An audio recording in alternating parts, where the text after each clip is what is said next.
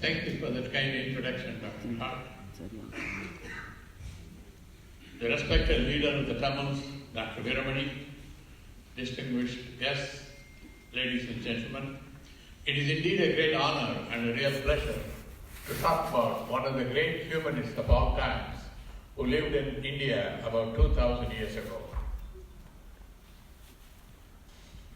Before I talk about the humanist, I would like to digress for a little and talk about humanism. What is humanism? It depends on who you ask. There is an article in the internet by Mr. Fred Edwards, who is supposed to be here tomorrow. He has an excellent article where he talks about 8 different kinds of humanism. And he compares them, contrasts them. It's a very good article. And the 8 kinds of humanism are the literary humanism, Renaissance humanism, Western cultural humanism, philosophical humanism, Christian humanism, religious humanism, secular humanism, and modern humanism. These are the 8 kinds. So are they all different? Maybe. If you ever been to Baskin Robbins ice cream store, they have 31 different kinds of ice creams. They all have different colors, different flavor, they come with different toppings. Are they all different? Could be. But in the intrinsics, all these ice creams have the same ingredients. Milk, sugar, maybe some egg, and they all have the same taste. So in that sense, these ice creams are not really different. So is the case with the humanism. Although they come with different adjectives, different names, they are not all that different. Basically, they all have the same philosophical principles. There are 4 principles. I would like to call them as the edifice of humanism rests on these 4 principles. 1, human equality. That means all human beings are equal by birth. Therefore, you cannot discriminate against another person based on color, caste, class, religion, race, sex, sexual orientation, or whatever be the case. You cannot discriminate. That is number 1. Number 2 is rationalism. Rationalism means all principles, all beliefs should be based on science, reason, and knowledge, not on superstition or emotions. Based upon this, most of the humanists are either atheists, that means they don't believe in God because science has not proved the existence of a God, or they are agnostics, that means they are indifferent about the existence of a God. However, I must admit, there are humanists who are religious humanists, and some of them even secular. They are humanists as much as other humanists, except for their affiliation to the religions. So now, is humanism the third one is all human problems must be solved by human beings. Obviously, most of the humanists don't believe in any supernatural forces, supernatural beings, and there is no evidence that any other external supernatural forces ever help a human being to solve his problem. So it is our problem, so we have to solve our problem. And the 4th is morality should be independent of religion. If you look at it, religions are inconsistent among themselves. What one religion says is not acceptable to the other religion. So you cannot expect religions to give you a set of uniform moral code. All right? These are all new ideas? No, the idea of humanism has been around for a very, very long time. In fact, in the history, we find Buddha, who lived about 2,500 years ago, as the very first humanist. Then Confucius of China was a humanist. Then there were a lot of Greek philosophers who were also humanists. And Socrates was the most prominent of them. Socrates was a real humanist. He was one of the founders of the Western philosophical system. He was also the founder of the dialectical method of inquiry. That means you keep asking questions after questions until you come up to truth. He was a man of high integrity, and he did did not believe any dogmas, and he also believed that moral codes should be independent of religion.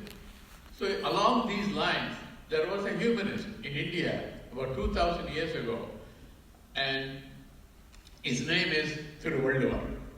He lived in the state of Tamil Nadu. Tamil Nadu means the land of Tamil-speaking people. Tamil is an ancient classical language with rich and robust literature. And this language is being spoken by 80 million people. This has been a spoken and a written language for well over 5,000 years. And this language, Tamil, is one of the official languages of India, Sri Lanka, and Singapore. This is also recognized in other countries as an important language. So Thiruvallur wrote his book, his only book, Thirukkural, in Tamil. The names Thiruvallur and Thirukkural may be kind of strange, may be difficult for you to remember, so we can simplify them by taking the prefix out of these. You can call the humanist as Vallur and his book as the Quran. So Vallur wrote the Quran. So in order to find out what really Thiruvallur says about humanism, we have to go into his book. First of all, he talks about human equality. He says, பிறப்புக்கும் எல்லா உயிர்க்கும் சிறப்பொவ்வா செய்துழல் வேற்றுமையாம். That means all are equal by birth. There is no difference. But people become different because of the quality of their actions and accomplishments. This is a revolutionary concept. 2000 years ago, when he wrote this, there were the other set of people, the Aryans who migrated from the Central Asian region, had a different idea. Several speakers have already spoken about the classes and how the society, how the Aryans' idea was a stratified society, different classes, and so on and so forth. So at that time, for Thiruvallur to say that all are equal by birth is indeed a radical revolutionary concept. Not only that, in 1776, when the Continental Congress of the United States adopted the Declaration of Independence, it stated all men are created equal. Unfortunately, they did not say all human beings are equal. Therefore, women were not considered equal to men for a long time, even now. And then the men of color, people of color were not considered equal to the Caucasians. So the women and people of color got their voting rights only in the 20th century. So considering all this, Vallur's assertion that all people are equal by birth is indeed revolutionary. The radical idea is completely consistent with humanism. Now, the second principle of humanism is rationalism. Vallur's idea about rationalism is this: you should be able to question anything what anybody says.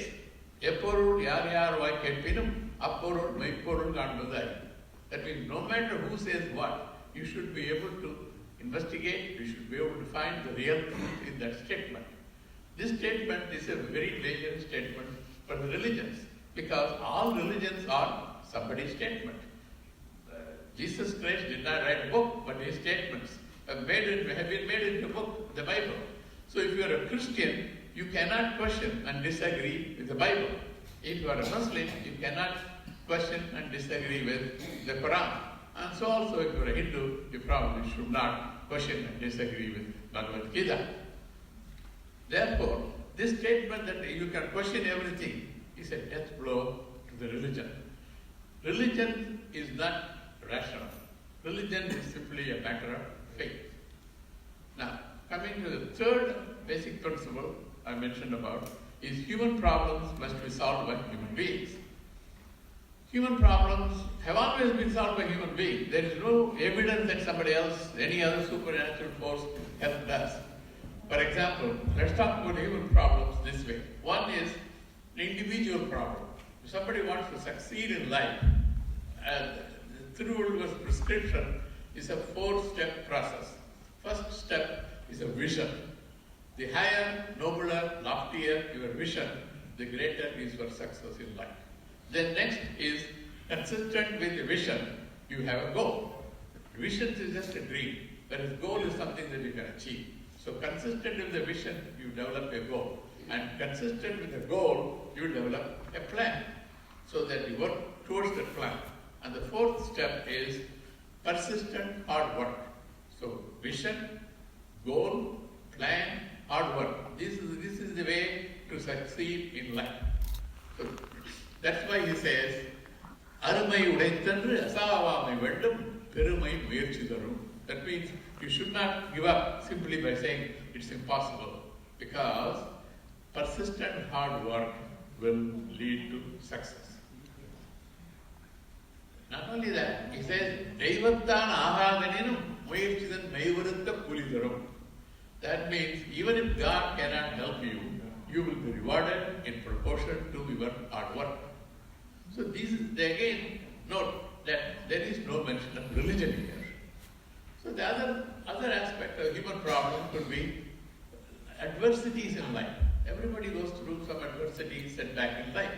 In those situations, Valluvur's suggestion is, இடுக்கண் வருங்கால் நகுக அதனை அடுத்து ஊறுவது அகுது ஒப்பனையில்.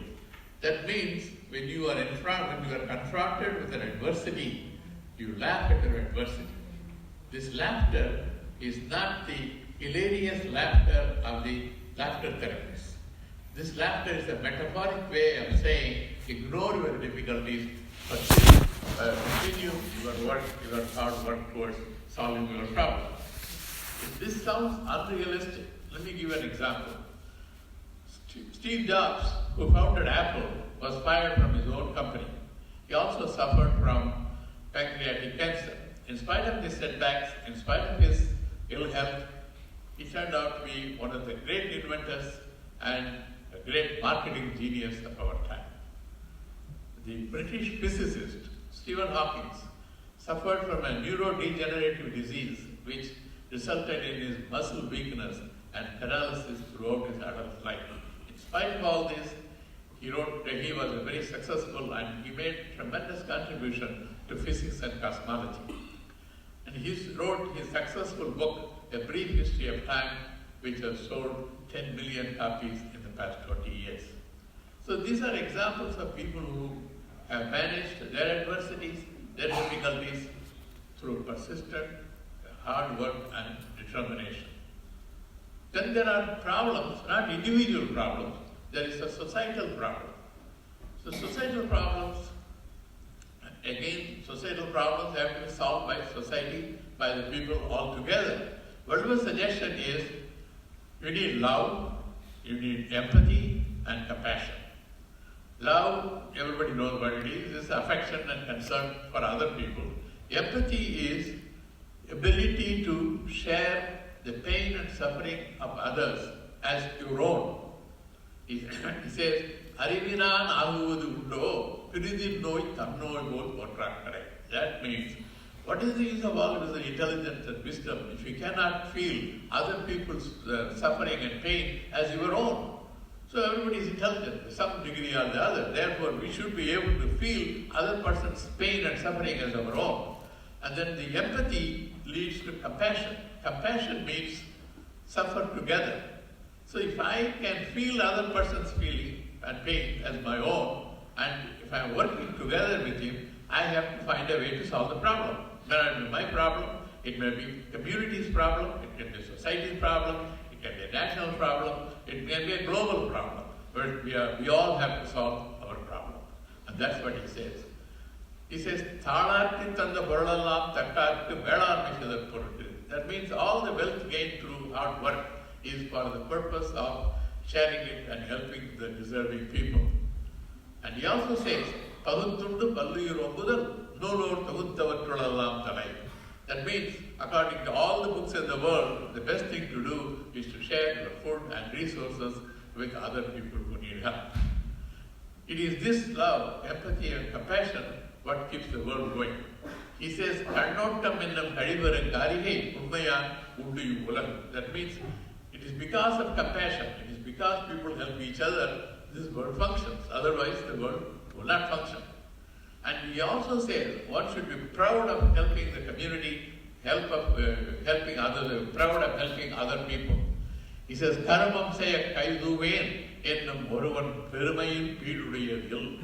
That is, there is no greater glory than somebody saying, I will not neglect my duty to my community.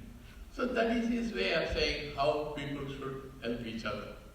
And then, in all of these individual problems or even societal problems, people have a tendency, and we all do, to pray.